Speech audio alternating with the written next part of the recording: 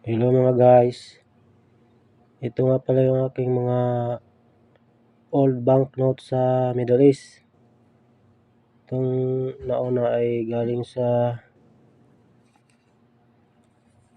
ano to, Saudi Arabia. Ito ay 1 real. Yan, 1 real. Lumang-luma na yata to doon, kaya hindi na ginagamit. Yan, 1 real.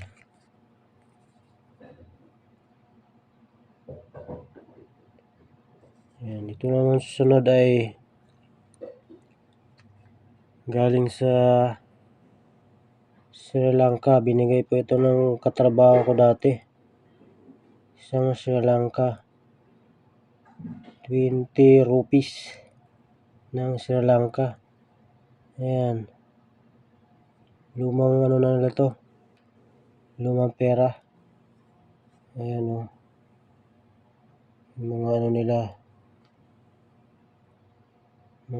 Mga lumang notes. Ito namang pangatlo.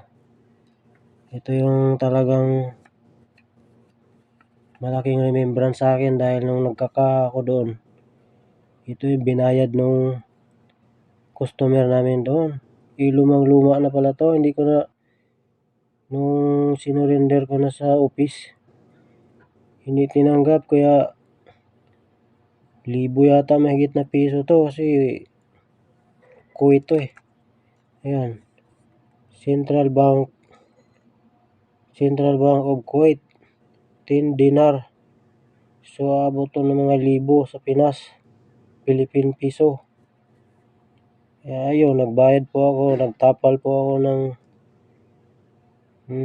100 dirham. Kaya ganun nangyari. Ito namang huli. Ito yung Omani 100 baisa. Ayan, ito lang po ang mga naipon ko ng mga ano dito, old notes. Pero ito nagagamit pa yata sa Oman to ngayon, sa ngayon. 100 baisa. Ayan, yun lang po mga guys. Thank you. Thank you for watching.